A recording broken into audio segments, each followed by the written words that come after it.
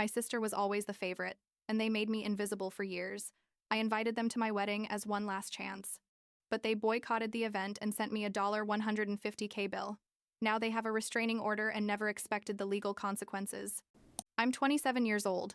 I work in digital marketing. And honestly, I need to tell this story because what happened a few months ago still has me processing a ton of emotions I didn't even know I had. The thing is, I basically cut off all contact with my family. And when I say all, I mean all. Like I had to move without telling them where, and change my phone number. Sounds extreme. I know. But when you hear what happened, you're going to understand why I got to that point. I guess I should start from the beginning. When I was a kid, I have an older sister, Nicole, who's 29 now, and for as long as I can remember, she was always my parents' favorite. It's not that I'm being dramatic or exaggerating. It was super obvious to the point where even my aunts and uncles and cousins noticed it, but nobody said anything because, you don't get into those uncomfortable family topics. Nicole was 2 years older than me, and everything she did was perfect. She was the golden child who could do no wrong, while I was like the average daughter, the one who existed but didn't matter as much. When Nicole got good grades, my parents would throw a celebration. Literally, we'd go out to eat at a nice restaurant and everything. When I got good grades, which were just as good or better, my mom would say something like, "Oh, that's nice, Mija," and that was it. Nothing else. You know how frustrating that is when you're 10 years old and you're trying to impress your parents? I grew up feeling invisible in my own house. Nicole had the bigger room, the newer clothes, the toys she wanted. I wore her hand-me-downs when they didn't fit her anymore, and if I asked for something I really wanted, my parents always said there was no money, but somehow there was always money for whatever Nicole needed or wanted. And look, I understand that sometimes parents have their favorites even though they shouldn't, but this was different. It was like I was a second-class citizen in my own family. I remember perfectly when I was like 14 and Nicole was 16, she crashed my dad's car, a Honda Accord 2010 that my dad took care of like it was his baby, and he just said, "Well, these things happen. Don't worry about it." 6 months later, I accidentally scratched the door of the same car with my bicycle. I wasn't even driving it. I was just putting the bike away in the garage. And my dad yelled at me for like half an hour about how irresponsible I was. You know what I mean? Things continued like that throughout my adolescence. Nicole would go to parties and come home late, and my parents wouldn't say anything. I'd go out with my friends, and I had a curfew at 9 at night. Nicole could have boyfriends, and my parents accepted it. I'd mention that I liked a guy, and my mom would start with how I was too young for those things. It was exhausting, honestly, living like that, feeling like you were never going to be enough no matter what you did. I tried to talk to them several times, but they always told me I was exaggerating, that they loved us both the same, that I was being jealous and dramatic. And maybe part of me started to believe it. Like maybe I was exaggerating? Maybe the problem was me. When I turned 18 and graduated high school, I basically got out of the house as fast as I could. I got a part-time job at a coffee shop, enrolled in college with scholarships and student loans because obviously my parents weren't going to pay for my education even though they had paid for Nicole's, and I rented a room in a shared apartment with 2 roommates. It wasn't the nicest place in the world. It was a small room in a kind of sketchy neighborhood. But it was mine. You know? For the first time in my life, I didn't have to be competing for attention or validation. I didn't have to watch my sister get everything while I got crumbs. It was liberating, honestly. The first few months after moving out, my parents barely talked to me. I'd call them from time to time, but the conversations were super short and cold. And eventually, I stopped calling as much because it felt forced and uncomfortable. Nicole didn't reach out to me either, which didn't surprise me at all. I continued with my life, working and studying. I met Nathan when I was 20. He worked at the same coffee shop as me, but on a different shift. And one day we coincided during a shift change. He was super nice, and we became friends first before we started dating like 6 months later. He came from a normal family, where the parents treated their kids fairly, and at first it was hard for him to understand my family situation, but eventually he got it. So like 2 years passed without much contact with my family beyond occasional messages on holidays and birthdays, and I was okay with that. I had made my peace with the situation and was focused on building my own life, but then Nicole did something that literally left me frozen. It turns out she told my parents that I was a drug addict and had serious problems with alcohol, which was completely false. Like I barely drank back then. maybe a beer every 2 months if I went out with friends. And I'd never in my life touched drugs, not even marijuana. But my parents believed her immediately, without questioning her, without calling me to ask if it was true. Nothing. I found out about this when my mom called me out of the blue. I think it was a Tuesday afternoon. I was in my apartment studying for an exam, and she started yelling at me on the phone saying I was a disgrace to the family. How dare I ruin my life like that I needed to go to rehab. I was like, what? What are you talking about?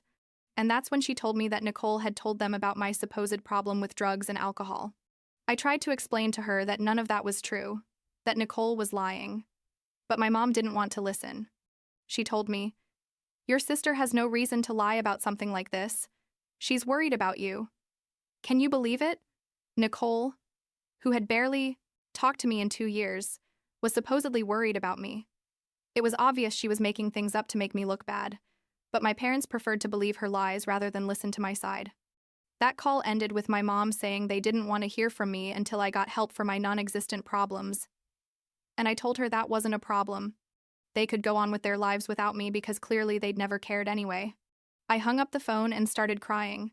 Not so much because it hurt that they cut contact, but because after all those years I still had a small hope that maybe someday they would really see me, that they would value me, and that call basically confirmed that was never going to happen.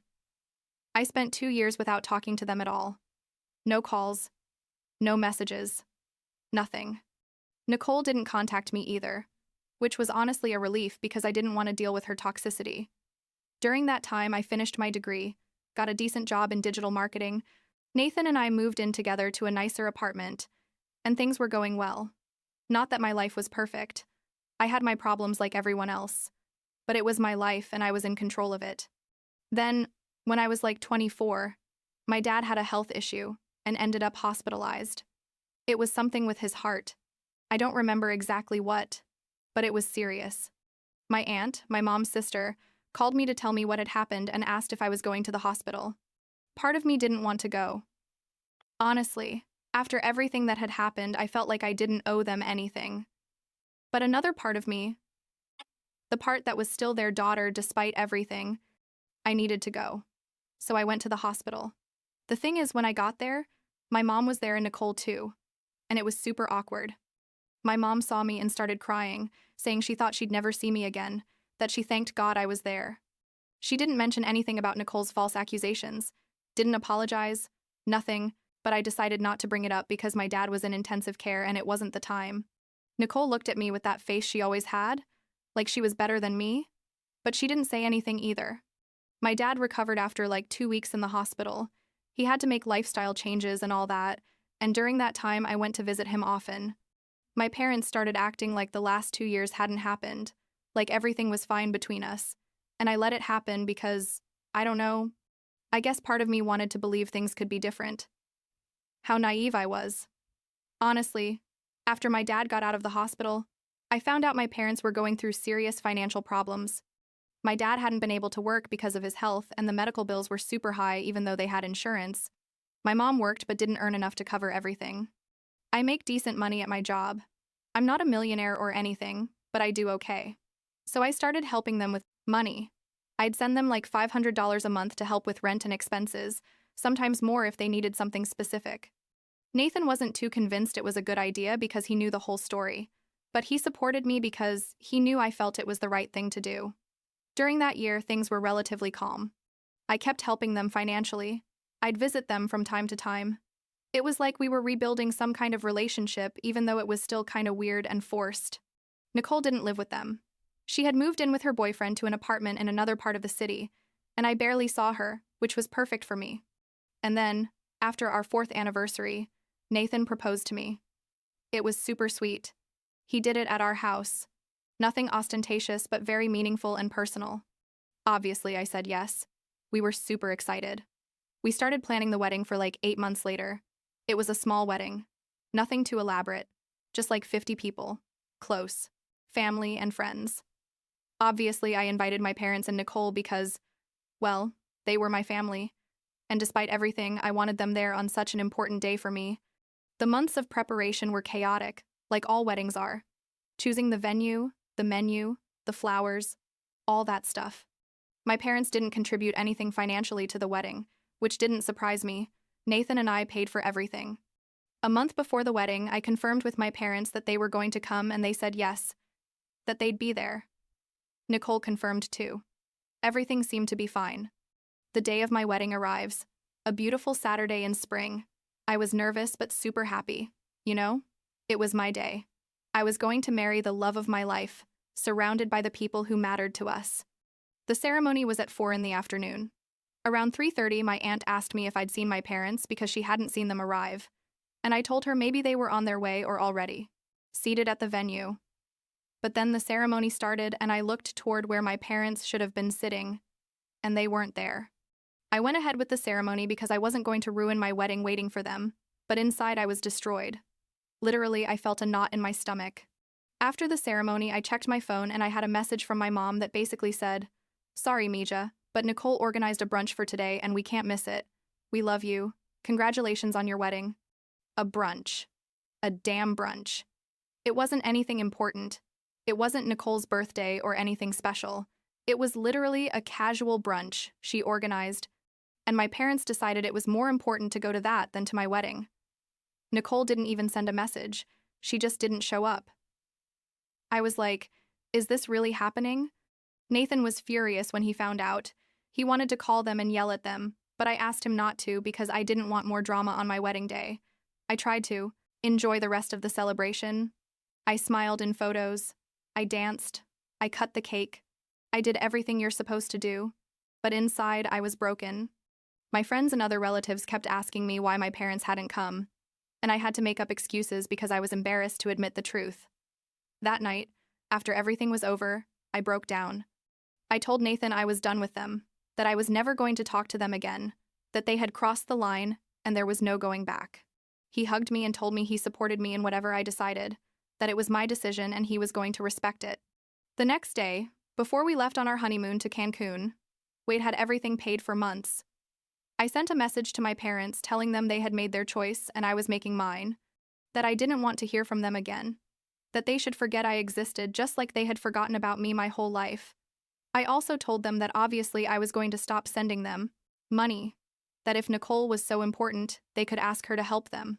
We went on our honeymoon and I tried to disconnect from everything, but it was hard. Honestly. Nathan did everything possible to make sure we had a good time, and we mostly did. Cancun is beautiful and we needed that time together. But there were moments when I could only think about what had happened and I'd get sad. It's not that I missed my parents exactly. It was more like mourning the relationship I never had with them, mourning the parents they should have been but never were. We came back from the honeymoon 2 weeks later, and like 3 days after we got back, my mom showed up at my apartment. I don't know how she got the exact address because we had moved recently and I hadn't given it to her. I assume some relative passed it along. She knocked on the door on a Wednesday afternoon. I was working from home that day, and when I opened the door and saw her standing there, I froze. She tried to hug me, but I stepped back and said, "What are you doing here?" And she started with how we needed to talk, that things had gotten out of control, that I was being too harsh. I told her I had nothing to talk to her about, that her decision to miss my wedding said it all. And she had the nerve to say that I didn't understand, that Nicole had been going through a difficult time and needed the family's support, that I was selfish for not understanding that. She called me selfish for being upset that they missed my wedding for a brunch. I told her to leave, that she wasn't welcome in my house or in my life, and she started crying, saying I was her daughter and I couldn't cut her off like that. I responded, "You cut me off first. Years ago, I was just too stupid to realize it." The conversation got really ugly. There was yelling, her saying I was ungrateful, me saying they had never been real parents to me. Eventually, Nathan came out of the office where he was working, and very politely but firmly asked my mom to leave. She left, but before she said, "You're going to regret this. We're your family and family is the most important thing," I closed the door in her face. I thought that would be the end, but oh no, things got worse. Like 2 weeks later, I got a message from Nicole, the first one in literally years. It was super long, like an essay, saying she was trying to start a business with I don't know what beauty products thing or something, and that she needed money to invest in inventory. She was asking me for $15,000. $15,000. Just like that. As if nothing had happened, as if she hadn't ruined my relationship with my parents with her lies, as if they hadn't missed my wedding for her stupid brunch. I responded with a simple, no. And she wrote back saying I had a good job and could afford to help her, that we were sisters and sisters support each other. I told her, we're not sisters. You made sure of that a long time ago. And I blocked her everywhere. But it didn't stop there. My parents sent me an email, because I had already blocked their numbers too, with an itemized list, literal and Excel spreadsheet, of supposedly all the money they had spent on me during my childhood and adolescence. Food, clothes, school supplies, everything. They said that since I had cut contact with them after they had raised me, I owed them that money. It was surreal. Like, who does that? The total they put was like $150,000. Obviously inflated and exaggerated. They told me that at minimum I should give them $50,000 to compensate for how ungrateful I had been. I showed the email to Nathan and he was speechless. He told me, "These people are crazy. You don't owe them anything." And he was right. I deleted the email without responding. But they kept insisting, sending more emails, messages from unknown numbers. Even Nicole started writing posts on social media, without mentioning my name directly, but being super obvious, about how some family members are selfish and forget everything their parents did for them. Some mutual acquaintances started sending me screenshots asking me what was going on, if it was about me, and I had to explain the situation several times. Nicole's smear campaign on social media got intense.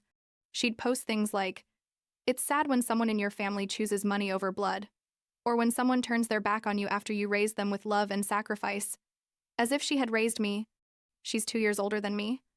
Her friends would comment supportive things without knowing the real truth, and I looked like the villain of the story. Some relatives called me to ask for my side, and when I told them, some believed me and others didn't. They said there was surely a misunderstanding, that family was important and we should work things out. It got to a point where the harassment became too much. They showed up at my work. Well, my mom showed up once at the building where I work and security had to escort her out. I got threatening messages from numbers I didn't know. Probably Nicole's friends. Once we found our car with a flat tire. I don't have proof it was them, but the timing was suspicious. It was affecting me mentally. I wasn't sleeping well. I was stressed all the time. Nathan was super worried about me. I decided to consult with a lawyer just to know what my options were. The lawyer told me that the whole list of child-rearing expenses had no legal basis, that parents can't sue their children for the costs of raising them, that it's part of the responsibility of being a parent. He suggested I document all the harassment, all the messages, all the unsolicited appearances, in case I needed a restraining order in the future. He also told me I could file a formal complaint for harassment if I wanted.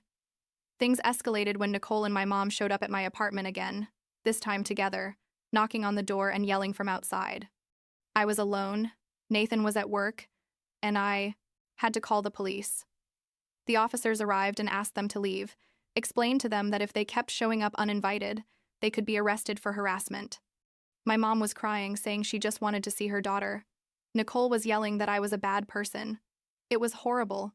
My neighbors came out to see what was happening. It was super embarrassing. After that incident, Nathan and I made a drastic decision. We couldn't keep living like that, looking over our shoulders all the time, worrying about when they'd show up again. So we did several things. First, I went to the lawyer and we filed formal harassment charges against my parents and Nicole, with all the documentation I had collected. Second, I changed my phone number and only gave it to people I extremely trusted, making them promise they wouldn't give it to anyone in my family. Third, we closed our social media accounts or put them on maximum private. And fourth, we moved. The move was quick. In like 2 weeks, we were already in another apartment in a completely different area of the city, farther from where my parents and Nicole lived. We didn't tell almost anyone the new address, literally only our best friends and some trusted coworkers. It was extreme but necessary. We couldn't take the constant pressure and stress anymore. It's been like 4 months since we moved and I filed the charges. I haven't had contact with my family since then. Sometimes I get emails at my work account because I can't change that address easily, but I delete them without reading. I already know they don't say anything important. The harassment charges are still going through the legal process. My lawyer keeps me informed, but basically they were given a temporary restraining order that prohibits them from contacting me or approaching me. If they violate it, they can go to jail. Do I feel bad about all this? Honestly, yes and no. There are days when I think maybe I was too drastic, that maybe I should have tried more time to talk to them. But then I remember my wedding. I remember all the times they made me feel less than Nicole.